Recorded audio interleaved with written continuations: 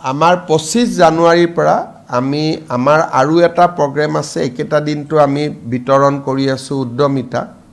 20 ফেব্ৰুৱাৰীত অৰুণোদয় পাব 25 জানুৱাৰীৰ পৰা এটা আমি নতুন স্কিম আৰম্ভ কৰিম এটি কলি দুটি পাত অসমৰ চাহ বাগিচাৰ প্ৰতিজন শ্ৰমিকে চাহ বাগিচাৰ 200 বছৰ পূৰ্ণ হোৱা কাৰণে চৰকাৰৰ পৰা 5000 টকাৰ এটা উপহাৰ পাব আৰু 25 জানুৱাৰী দুমদুমাত প্ৰগ্ৰেমটো মই আৰম্ভ কৰিম আৰু 10 ফেব্ৰুৱাৰীৰ ভিতৰত আমি গোটেই কেইখন বাগানত এই গোটেই পুঁজিখিনি বিতৰণ কৰিম আৰু এটা আপোনালোকে জানে যে 26 জানুৱাৰীত তিৰংগ পতাকা মই ডিব্ৰুগড়ত উত্তোলন কৰোঁ 29 জানুৱাৰীত গৃহমন্ত্ৰী অমিত শাহ আহিব তেখেতৰ দ্বাৰা আমি ডিব্ৰুগড়ত অসম বিধানসভাৰ দ্বিতীয়টো চৌহদ নিৰ্মাণৰ কাম আৰম্ভ কৰিম ইতিমধ্যে টেণ্ডাৰ হৈ গ'ল 11 তাৰিখে উচ্চতম ন্যায়ালয়ৰ মুখ্য ন্যায়াধীশ আহিব আৰু তেখেতে আমাৰ গুৱাহাটী হাইকোৰ্টৰ নৱনিৰ্মিত বিল্ডিঙৰ কাম আৰম্ভ কৰিব উত্তৰ গুৱাহাটীৰ ৰংমহলত তাৰো টেণ্ডাৰ হৈ গ'ল কেইবাটাও নতুন প্ৰজেক্ট জানুৱাৰীত হ'ব এলিভেটেড কৰিডৰ গুৱাহাটী হাইকোৰ্টৰ নতুন বিল্ডিং ডিব্ৰুগড়ত নতুন এছেম্বলি বিল্ডিং কেইবাটাও নতুন প্ৰজেক্ট অহা কেইটামান দিনত হ'ব গৈ আছে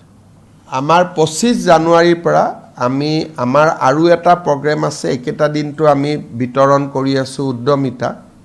20 ফেব্ৰুৱাৰীত অৰুণোদয় পাব 25 জানুৱাৰীৰ পৰা এটা আমি নতুন স্কিম আৰম্ভ কৰিম এটি কলি দুটি পাত অসমৰ চাহ বাগিচাৰ প্ৰতিজন শ্ৰমিকে চাহ বাগিচাৰ 200 বছৰ পূৰ্ণ হোৱা কাৰণে চৰকাৰৰ পৰা 5000 টকাৰ এটা উপহাৰ পাব আৰু 25 জানুৱাৰীত দুমদুমাত প্ৰগ্ৰেমটো মই আৰম্ভ কৰিম আৰু 10 ফেব্ৰুৱাৰীৰ ভিতৰত আমি গোটেই কেইখন বাগানত এই গোটেই পুঁজিখিনি বিতৰণ কৰিম আৰু এটা আপোনালোকে জানে যে 26 জানুৱাৰীত তিৰংগ পতাকা মই ডিব্ৰুগড়ত উত্তোলন কৰোঁ 29 জানুৱাৰীত গৃহমন্ত্ৰী অমিত শাহ আহিব তেখেতৰ দ্বাৰা আমি ডিব্ৰুগড়ত অসম বিধানসভাৰ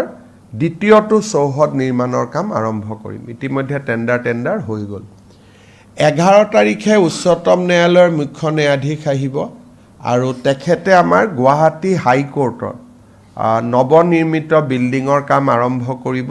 উত্তৰ গুৱাহাটীৰ ৰংমহলত তাৰো টেণ্ডাৰ হৈ গ'ল কেইবাটাও নতুন প্ৰজেক্ট জানুৱাৰীত হ'ব এলিভেটেড কৰিডৰ গুৱাহাটী হাইকোৰ্টৰ নতুন বিল্ডিং ডিব্ৰুগড়ত